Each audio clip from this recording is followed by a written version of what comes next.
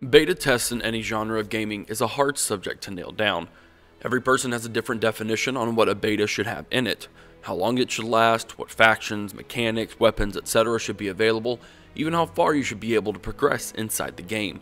It can be a PR nightmare if it goes wrong, or a brilliant way to push hype for a game if it does positively. Strategy games specifically have a hard time juggling these points due to the extensiveness of their games, and that's likely the biggest contributor as to why you don't have very many large-scale beta tests in this genre.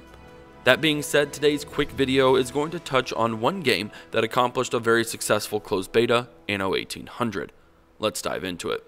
For those that don't know what Anno 1800 is, here's a relatively simple breakdown. Anno 1800 is a true real-time strategy, traditional city management building game set in the 1800s. The goal is to use what resources you can find on your main island, other smaller islands, and discoverable islands in the New World to satisfy the needs of your people, progressing them through 5 class tiers, unlocking more complex and specific resource and building chain needs as you get higher up.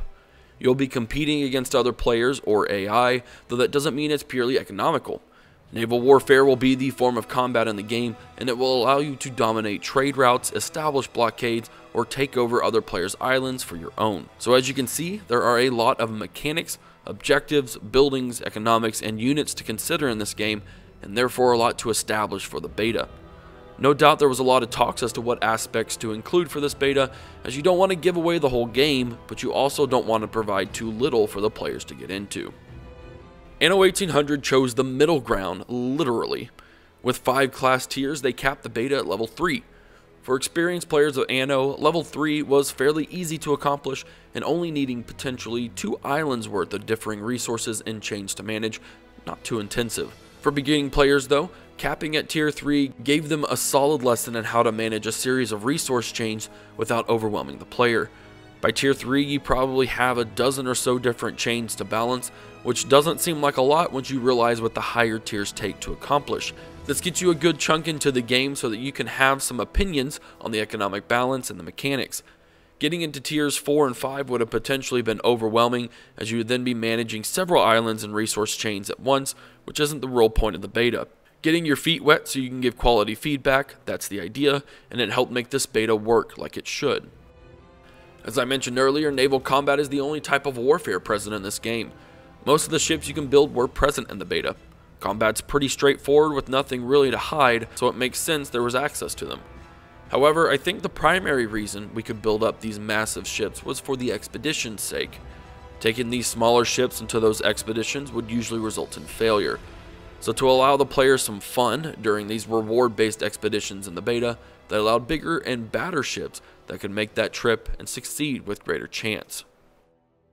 The final aspect of what I think made this beta successful was access to the New World. This isn't something that BlueByte had to do. If I recall correctly, there is nothing in the New World that your old world settlements have to keep them at tier 3. But this gives the beta players just a sweet little taste of new building and resource chains, not to mention management of a different set of people and their demands. It also tied back into what they can accomplish in the New World that will benefit their old world cities. BlueByte gave them that thirst for more, and it's unable to be quenched until the full game comes out. In conclusion, betas in general are never easy. Most tend to be shots in the dark towards their audience, hoping to hit some targets, but generally leaving more questions than answers. What BlueByte did with the Anno 1800 closed beta is give players an extremely solid, stable build of half of their game. Beginners and veterans alike, for the majority, really enjoyed it. There's a great taste of what you can do in the game in all areas you can play in.